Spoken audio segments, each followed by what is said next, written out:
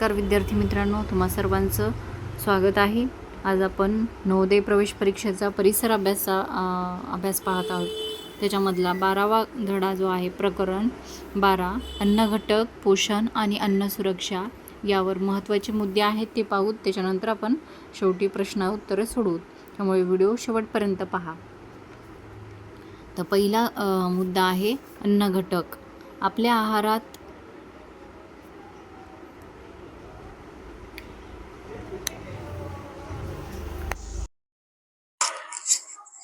आहारात विविध अन्नपदार्थांचा समावेश केल्यामुळे आपल्या शरीराला अनेक प्रकारचे अन्न घटक मिळतात. आपल्या अन्नपदार्थात कर्बोदके, स्निग्ध पदार्थ, प्रथिने, जीवनसत्वे आणि खनिजे या प्रमुख अन्न घटकांचा समावेश असतो.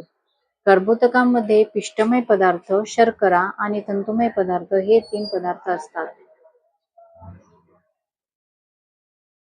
आपण प्रामुख्याने जी तृणधान्य खातो त्यात पिष्टमय पदार्थ असतात. आपल्या आहारातील अनेक पदार्थात शर्कराही असते. उदाहरणार्थ फळे, बटाटे, पिष्टमय पदार्थांमध्येही थोड्या प्रमाणात शर्करा असते. आपण ज्या भाज्या खातो त्या भाज्यांमधील पानांच्या शिरा, सालपटे, फळांच्या साली, गहू, ज्वारी, बाजरी या धान्यांची सालपटे या सर्व गोष्टी तंतुमय असतात. कर्बोदकांमुळे आपल्या शरीराला ऊर्जा मिळते. शर्करेमुळे ही ऊर्जा जलद मिळते. अन्नपचनाच्या प्रक्रियेत तंतुमय पदार्थांमुळे अन्नपचन सोपे होते. नको अशा अन्नाचा मल तयार होतो आणि तो चौथा स्वरूपात मलाशयाकडे सहजपणे ढकलला जातो. आहारात तंतुमय पदार्थ नसल्यास मलनिस्सारण कठीण जाते आणि शौचास खडा होऊ शकतो. आपल्या आहारात स्निग्ध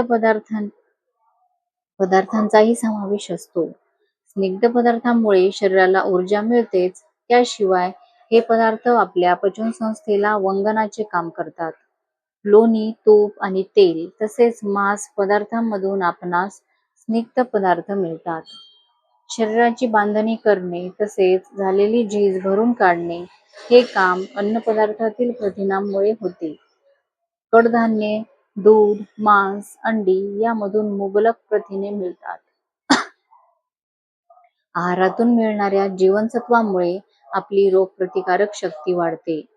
शरीरास जीवनसत्वाची गरज अल्प असली तरी अनेक प्रकारची जीवनसत्वे आपणास आवश्यक असतात. अन्यथा या जीवनसत्वाच्या अभावी आपण विविध रोगास बळी पडू शकतो. दूध, विविध फळे आणि भाज्या यामधून आपणास मुबलक जीवनसत्वे मिळतात.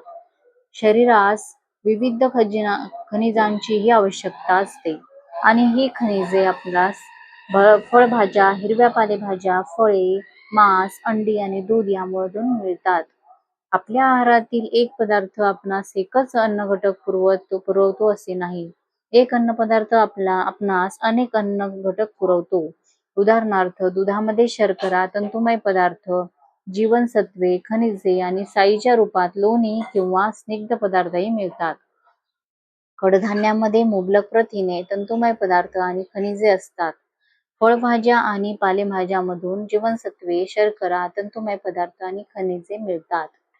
तर दुसरा मुद्दा आहे चांगला आहार आणि वाईट आहार. शरीराला आवश्यक अशा सर्व घटकांचा समावेश असलेला संतुलित आणि पोषक आहार हा चांगला आहार असतो. त्यासाठी आपली आवड बाजूला ठेवून सर्व अन्नपदार्थांचे पुरेशा प्रमाणात नियमितपणे सेवन करणे गरजेचे आहे. अन्न सेवनाचे योग्य प्रमाण, नियोजित वेळा आणि शांत प्रसन्न मन अशा पद्धतीने घेतलेला आहार हा चांगला आहार असतो.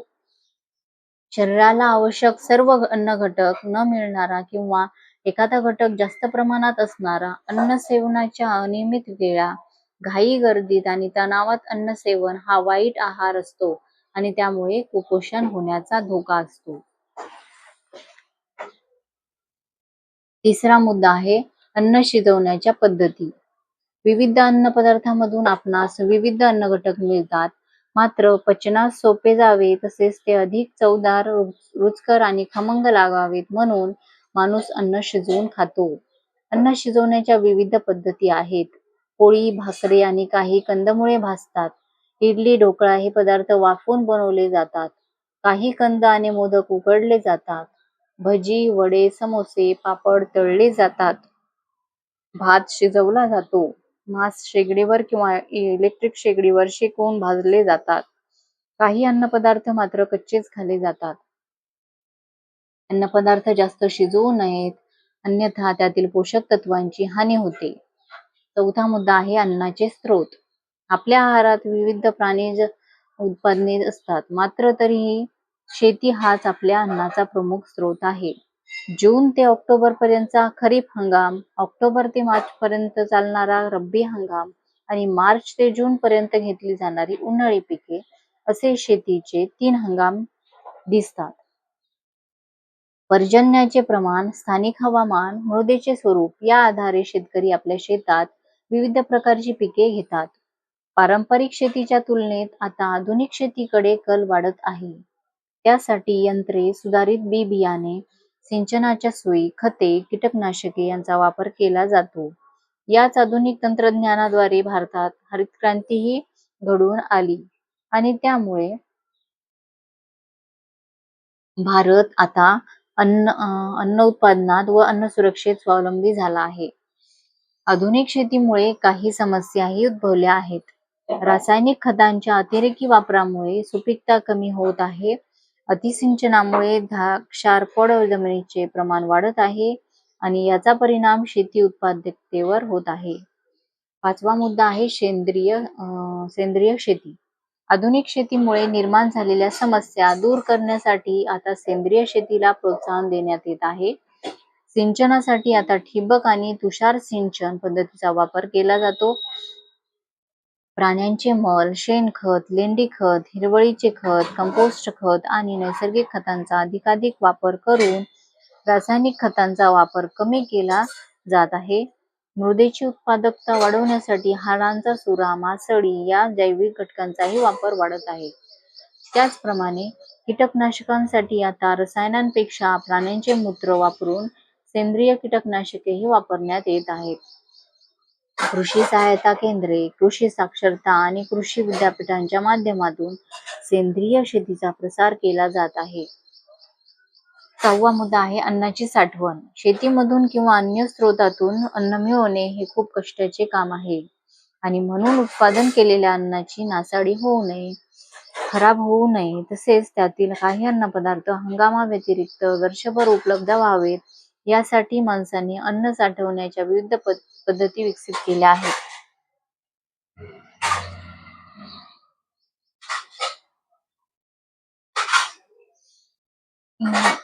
त्याच्यानंतर अन्न साठवण्याच्या पद्धतींचा नीट वापर केल्यास अन्नाला बुरशी लागत नाही, कीड लागत नाही किंवा अन्न खराब होत नाही.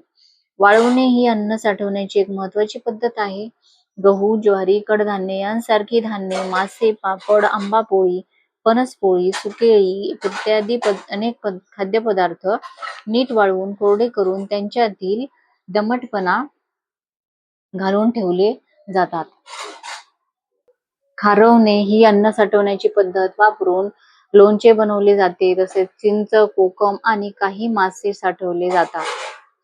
अनेक फळे साखरेच्या पाकात मुरवली जातात. अन्नपदार्थांना कीड लागू नये म्हणून कडुलिंबाचा वाळलेला पाला वापरला जातो.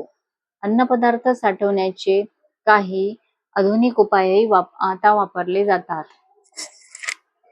अतिशीतकरण प्रक्रियेद्वारे अन्नपदार्थ दीर्घकाळ टिकवता येतात.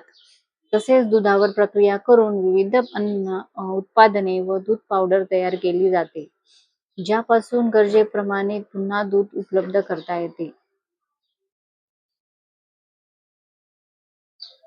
स्वच्छ केलेले मासे, स्वच्छ केलेल्या भाज्या, स्वच्छ केलेले फळांचे तुकडे नीट हवाबंद डब्यात दीर्घकाळापर्यंत साठवता येतात. अन्न साठवण्याच्या या विविध पद्धतीमुळे अन्न सुरक्षा लाभते आणि वाढत्या लोकसंख्येसाठी ती उपयुक्त ठरते. अशा प्रकारे हा आपण 12वा घटक पाहिलाय, पूर्ण प्रकरण पाहिलेलं आहे. त्याच्यावरचे प्रश्न आपण पाहणार आहोत. प्रश्न आणि उत्तरे. स्वाध्याय सोडवणार आहोत.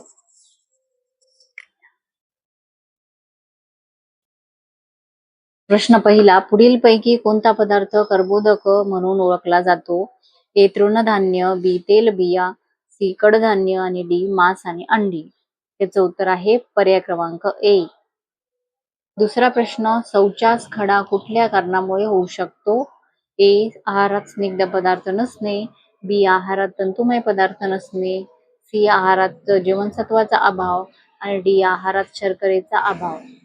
याचं उत्तर आहे पर्याय क्रमांक 2. प्रश्न तिसरा, पुढीलपैकी कोणत्या कारणामुळे आपला आहार हा वाईट आहार असेल? ए आपली आवड बाजूला ठेवून सर्व पदार्थ खाणे, बी घाई गडबडीत खाणे, सी शांत आणि प्रसन्न चित्ताने खाणे आणि डी आहाराच्या नियमित वेळा पाळणे. त्याचं उत्तर आहे पर्याय क्रमांक बी, घाई गडबडीत खाणे. चौथा प्रश्न, पुढीलपैकी कोणता अन्नपदार्थ भाजून शिजवतात? ए ढोकळा, बी भात, सी मोदक आणि डी भाकरी. याचं उत्तर आहे पर्याय क्रमांक डी, भाकरी. पाचवा प्रश्न, अन्नपदार्थ गरजेपेक्षा जास्त शिजवल्यास काय होऊ शकते? ए अन्नपदार्थ रुचकर लागतो, बी अन्नपदार्थ खमंग लागतो, सी अन्नाचे पोषक तत्व नष्ट होते आणि डी अन्न चविष्ट लागते. याचं उत्तर आहे पर्याय क्रमांक सी, अन्नाचे पोषक तत्व नष्ट होते. सहावा प्रश्न, पुढीलपैकी कोणती गोष्ट सेंद्रिय शेतीशी निगडीत आहे? ए रासायनिक खत, बी रासायनिक कीटनाशक, सी क्षारपड जमीन, डी ठिबक आणि तुषार सिंचन. याचं उत्तर आहे पर्याय क्रमांक डी. सातवा प्रश्न, पुढीलपैकी कोणता अन्नपदार्थ हा खारवून टिकवला जातो? ए चिंच, बी पापड, सी दूध पावडर आणि डी फळांचा मुरंबा. तर याचं उत्तर आहे पर्याय क्रमांक ए, चिंच.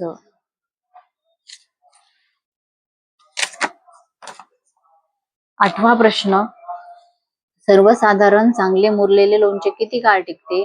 ए 1 आठवडा, बी 3 आठवडे, सी 3 महिने आणि डी 12 महिने. याचं उत्तर आहे पर्याय क्रमांक डी, 12 महिने. आता इथे एक परिच्छेद दिलेला आहे. हा परिच्छेद तुम्ही वाचून घ्या. तुमच्याकडे पुस्तकं आलेच असतील, ते पूर्ण परिच्छेद चांगल्या प्रकारे वाचायचा आणि मग त्याच्यावरचे प्रश्न सोडवायचे. प्रश्न पहिला, तांदूळ उत्पादनात जगात कोणता देश भारताच्या पुढे आहे? ए अमेरिका, बी चीन, सी रशिया आणि डी जपान. याचं उत्तर आहे पर्याय क्रमांक बी, चीन.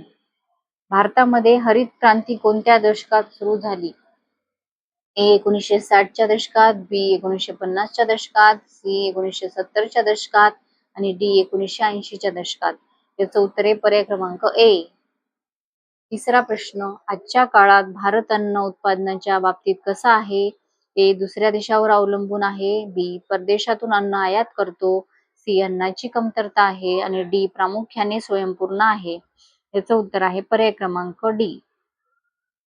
चौथा प्रश्न, परिच्छेदात पुढीलपैकी कोणत्या मसाल्याच्या पिकाचा उल्लेख केला आहे? ए तांदूळ, बी बाजरी, सी हळद आणि डी ऊस. याचं उत्तर आहे पर्याय क्रमांक सी, हळद. पाचवा प्रश्न, कृषी उत्पादनात वाढ होण्याचे मुख्य कारण काय आहे? ए सुधारित शेती तंत्र, यांत्रिकरण आणि सिंचन व्यवस्था असणे, बी फक्त पावसावर अवलंबून राहणे, सी जुनी शेतीची अवजारे वापरणे आणि डी रासायनिक खतांचा अजिबात वापर न करणे. याचं उत्तर आहे पर्याय क्रमांक ए. तर विद्यार्थी मित्रांनो, अशा प्रकारे आपण हा परिसर अभ्यासचा 12वा प्रकरण पाहिलेला आहे. तुम्हाला व्हिडिओ आवडला असेल, समजला असेल तर व्हिडिओला नक्की लाईक करा, जास्तीत जास्त शेअर करा, ज्याने सर्वांपर्यंत आपले व्हिडिओज जातील. आणि चॅनलला सबस्क्राईब केलं नसेल तर चॅनलला सबस्क्राईब करा. व्हिडिओ बघितल्याबद्दल धन्यवाद.